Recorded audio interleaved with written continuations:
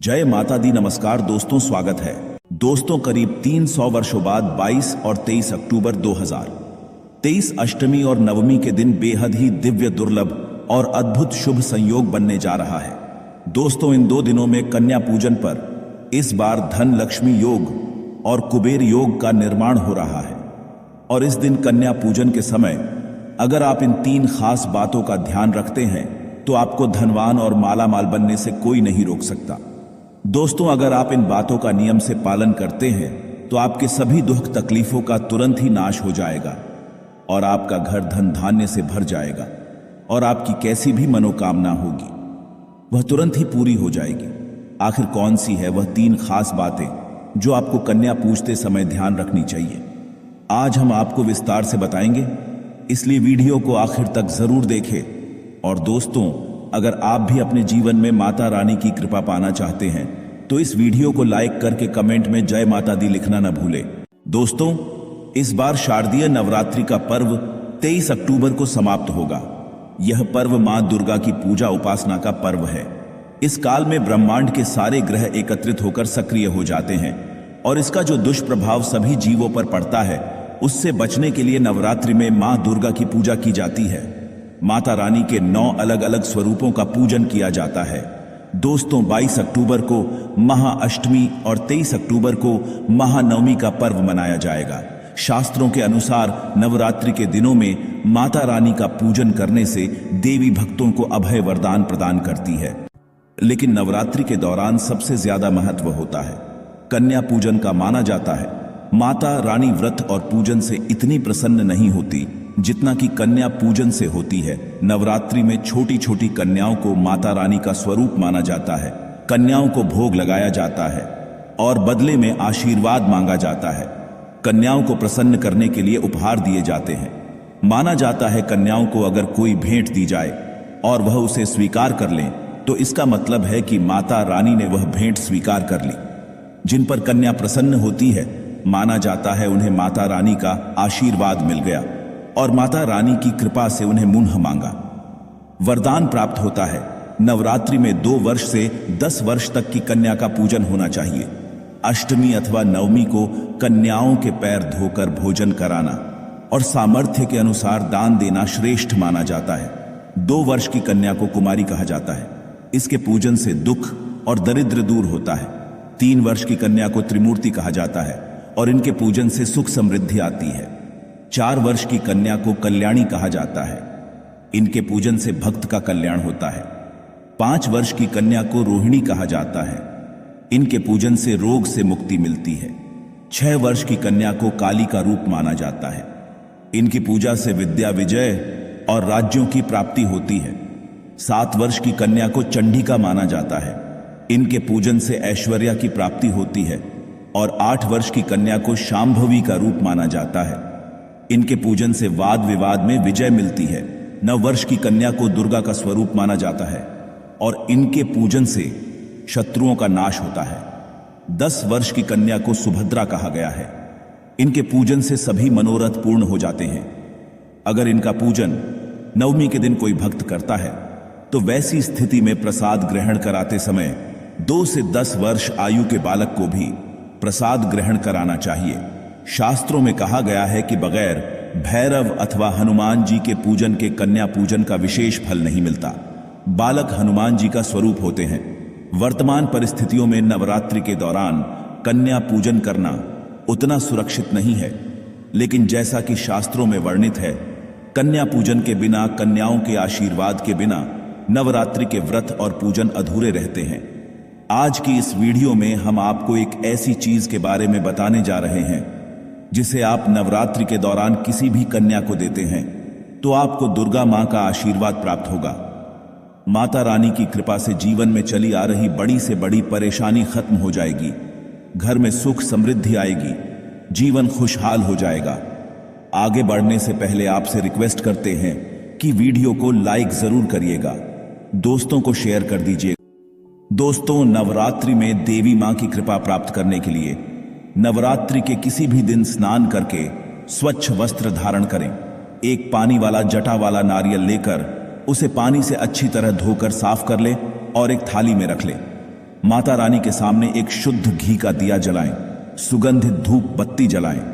अगर आपने अखंड ज्योत जला रखी है तो अलग से दिया जलाने की जरूरत नहीं है। माता रानी को कुमकुम से तिलक करें।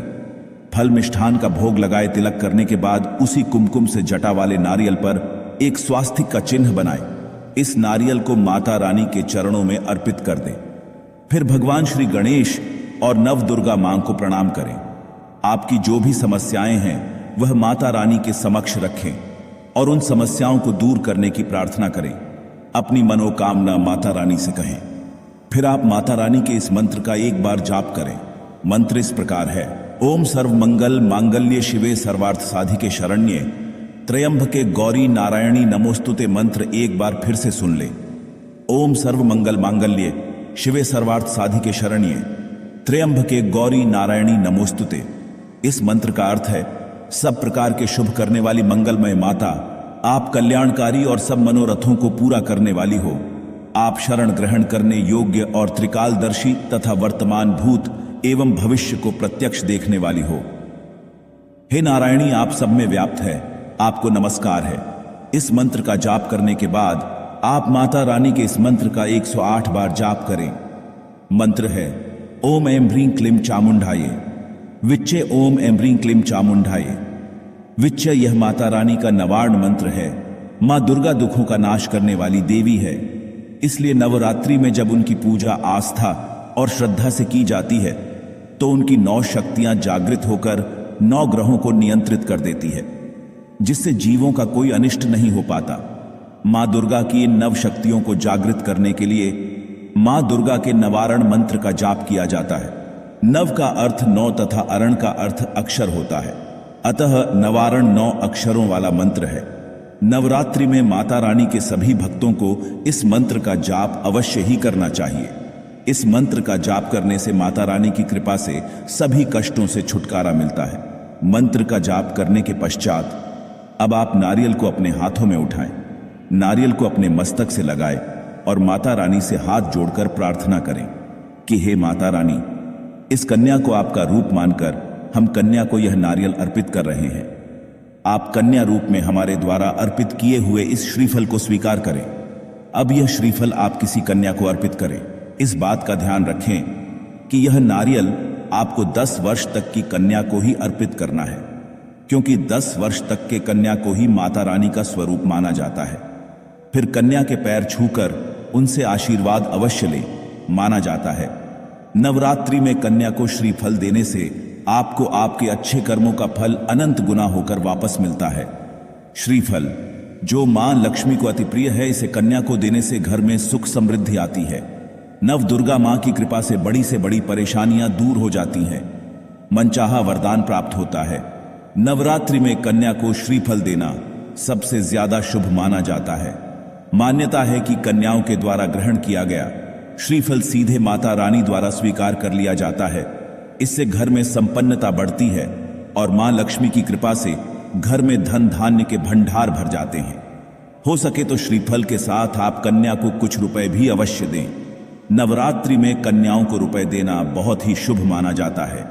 ऐसा करने से मां लक्ष्मी आप पर प्रसन्न होंगी और आपके भंडार भर देंगी। दोस्तों, नवरात्रि में आप ये कार्य किसी भी दिन कर सकते हैं, लेकिन उससे पहले स्नान आदि करके पूजन अवश्य ही करें। माता रानी का पूजन करने के पश्चात ही कन्या को यह भेंट अवश्य दे। पीरियड्स के दौरान महिलाएं यह कार्य न करें, क्योंकि यह भेंट आप कन्या को माता रानी का स्वरूप मानकर दे रहे हैं।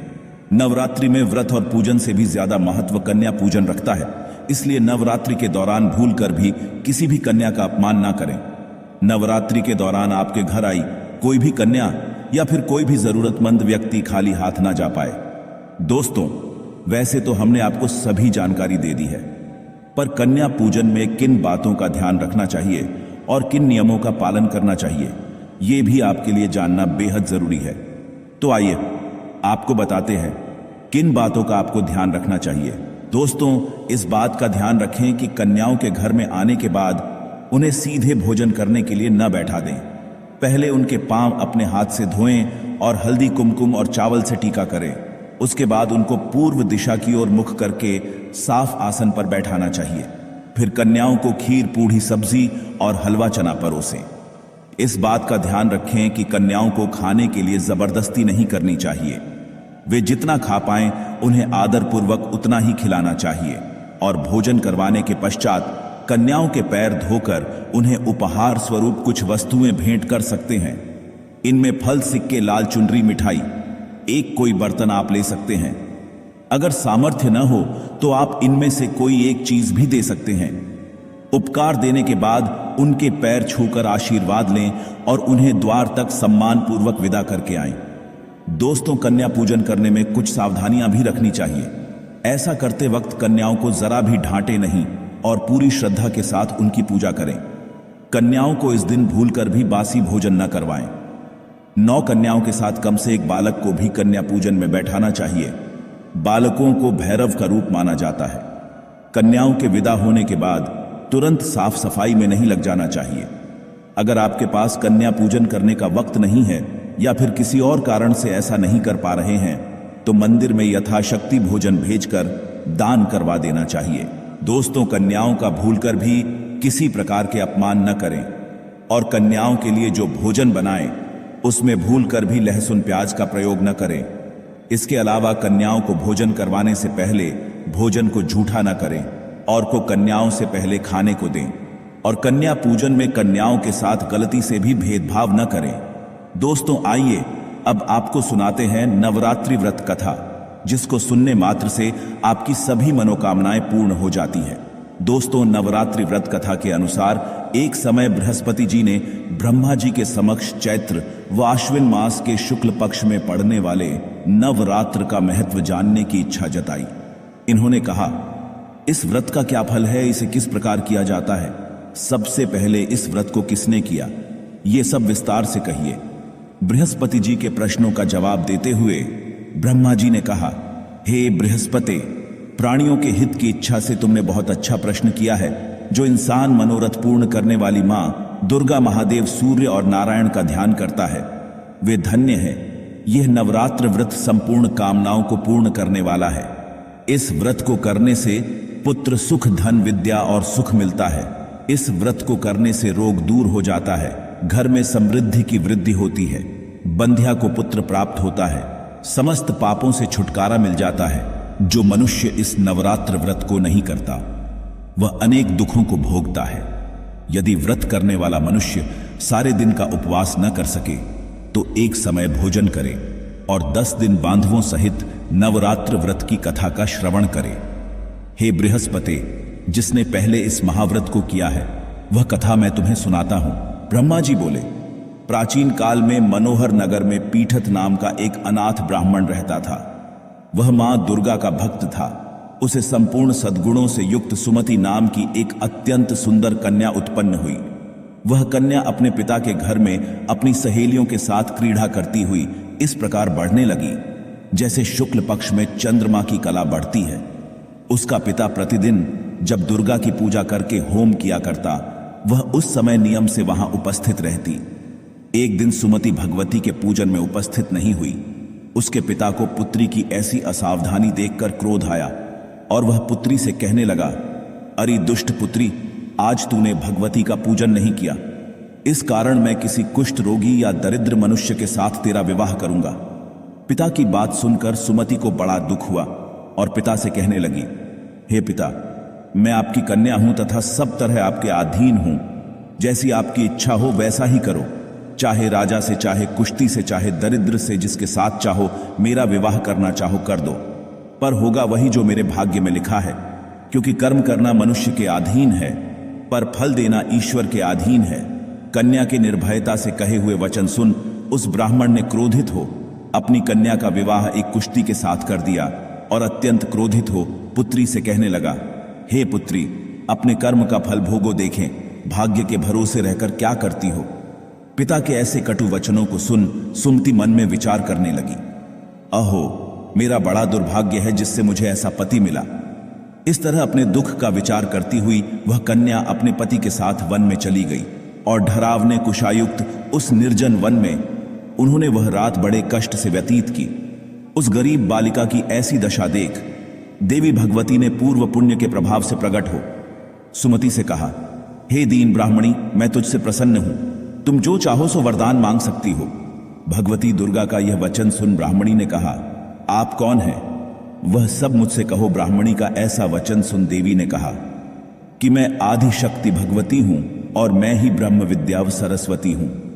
प्रसन्न होने पर मैं प्राणियों का दुख दूर कर उनको सुख प्रदान करती हूं। हे ब्राह्मणी, मैं तुझ पर तेरे पूर्व जन्म के पुण्य के प्रभाव से प्रसन्न हूं। तुम्हारे पूर्व जन्म का वृतांत सुनाती हूं, सुनो। तू पूर्व जन्म में निषाद की स्त्री थी और अति पतिव्रता थी। एक दिन तेरे पति निषाद ने चोरी करने के कारण तुम दोनों को सिपाहियों ने पकड़ लिया और जेल खाने में कैद कर दिया। उन लोगों ने तुझको और तेरे पति को भोजन भी नहीं दिया। इस प्रकार नवरात्र के दिनों में तुमने न तो कुछ खाया और न जल ही पिया। इस प्रकार 9 दिन तक नवरात्र का व्रत हो गया। हे ब्राह्मणी, उन दिनों में जो व्रत हुआ, इस व्रत के प्रभाव से प्रसन्न होकर मैं तुझे मनोवांछित वर देती हूं। तुम्हारी जो इच्छा हो सो मांगो। इस प्रकार दुर्गा के वचन सुन ब्राह्मणी बोली, अगर आप मुझ पर प्रसन्न हैं तो हे दुर्गे, मैं आपको प्रणाम करती हूं। कृपा करके मेरे पति का कोढ़ दूर करो। देवी ने कहा, उन दिनों तुमने जो व्रत किया था, उस व्रत का 1 दिन का पुण्य पति का कोढ़ दूर करने के लिए अर्पित करो। उस पुण्य के प्रभाव से तेरा पति ठीक हो जाएगा। इस प्रकार देवी के वचन सुन वह ब्राह्मणी प्रसन्न हुई और पति को निरोग करने की इच्छा से जब उसने तथास्तु ऐसा वचन कहा, तब उसके पति का शरीर भगवती दुर्गा की कृपा से कुष्ठ रोग से रहित हो गया। वह ब्राह्मणी पति को देख देवी की स्तुति करने लगी। हे दुर्गे, आप दुर्गति को दूर करने वाली, तीनों लोकों का संताप हरने वाली, समस्त दुखों को दूर करने वाली, रोगी मनुष्य को निरोग करने वाली, प्रसन्न हो, मनोवांछित वर देने वाली और दुष्टों का नाश करने वाली जगत की माता हो। हे अम्बे, मुझ निरपराध अबला को मेरे पिता ने कुष्ठी मनुष्य के साथ विवाह कर घर से निकाल दिया। पिता से तिरस्कृत निर्जन वन में विचर रही हूं। आपने मेरा इस विपदा से उद्धार किया है। हे देवी, आपको प्रणाम करती हूं, मेरी रक्षा करो। उस ब्राह्मणी की ऐसी स्तुति सुन देवी बहुत प्रसन्न हुई और ब्राह्मणी से कहा, हे ब्राह्मणी, तेरे उदालय नामक अति बुद्धिमान, धनवान, कीर्तिवान पुत्र शीघ्र उत्पन्न होगा। ऐसा वर देकर देवी ने ब्राह्मणी से फिर कहा कि और जो कुछ तेरी इच्छा है वह मांग ले। सुमति ने कहा कि हे भगवती दुर्गे, अगर आप मुझ पर प्रसन्न हैं तो कृपा मुझे नवरात्र व्रत की विधि का विस्तार से वर्णन करें। ब्राह्मणी के वचन सुन मां दुर्गा ने कहा, हे ब्राह्मणी, मैं तुम्हें संपूर्ण पापों को दूर करने वाले नवरात्र व्रत की विधि बतलाती हूं। चैत्र मास के शुक्ल पक्ष की प्रतिपदा से लेकर 9 दिन तक व्रत करें। यदि दिन भर का व्रत न कर सकें तो एक समय भोजन करें। शुभ मुहूर्त में घट स्थापन करें और वाटिका बनाकर उसको प्रतिदिन जल से सींचें। महाकाली, महालक्ष्मी और महासरस्वती की मूर्तियां स्थापित कर उनकी विधि सहित पूजा करें। बिजौरा के फल से अर्घ्य देने से रूप की प्राप्ति होती है। जायफल से अर्घ्य देने पर कीर्ति दाग से कार्य की सिद्धि होती है। आंवले से सुख की प्राप्ति और केले से अर्घ्य देने से आभूषणों की प्राप्ति होती है। इस प्रकार पुष्पों व फलों से अर्घ्य देकर व्रत समाप्त होने पर 9वें दिन विधि विधान हवन करें। खांड, घी, गेहूं, शहद, जौ, तिल, बिल्व, नारियल, दाख और कदम्ब जैसी विभिन्न सामग्रियों से हवन करें। आंवले से कीर्ति की और केले से पुत्र की, कमल से राज सम्मान की और दाखों से संपदा की प्राप्ति होती है। खांड, घी, नारियल, शहद, जौ और तिल तथा फलों से होम करने से मनोवांछित वस्तु की प्राप्ति होती है। व्रत करने वाला मनुष्य इस विधि विधान से होम कर आचार्य को अत्यंत नम्रता के साथ प्रणाम करे और यज्ञ की सिद्धि के लिए उसे दक्षिणा दे। इस प्रकार बताई हुई विधि के अनुसार जो व्यक्ति व्रत करता है उसके सब मनोरथ सिद्ध होते हैं। इसमें तनिक भी संदेह नहीं है। इन 9 दिनों में जो कुछ दान आदि दिया जाता है उसका करोड़ों गुना फल मिलता है। इस नवरात्र व्रत करने से अश्वमेध यज्ञ का फल मिलता है। हे ब्राह्मणी, इस संपूर्ण कामनाओं को पूर्ण करने वाले उत्तम व्रत को तीर्थ, मंदिर अथवा घर में विधि के अनुसार करें। ब्रह्मा जी बोले, बृहस्पति जी से बोले। इस प्रकार ब्राह्मणी को नवरात्रि व्रत विधि बताकर देवी अनंत ध्यान हो गई। अत जो मनुष्य या स्त्री इस व्रत को भक्तिपूर्वक करता है वह इस लोक में सुख प्राप्त कर अंत में मोक्ष की प्राप्ति करता है। ब्रह्मा जी बृहस्पति जी से कहते हैं कि यह इस दुर्लभ व्रत का महात्म्य है जो मैंने तुम्हें बताया है। ऐसा सुन बृहस्पति जी आनंद से प्रफुल्लित हो गए और कहने लगे कि हे ब्राह्मण, आपने मुझ पर अति कृपा की जो मुझे इस व्रत का महत्व सुनाया। ब्रह्मा जी बोले कि हे बृहस्पति, यह देवी भगवती संपूर्ण लोकों का पालन करने वाली है। इस महादेवी के प्रभाव को कौन जान सकता है?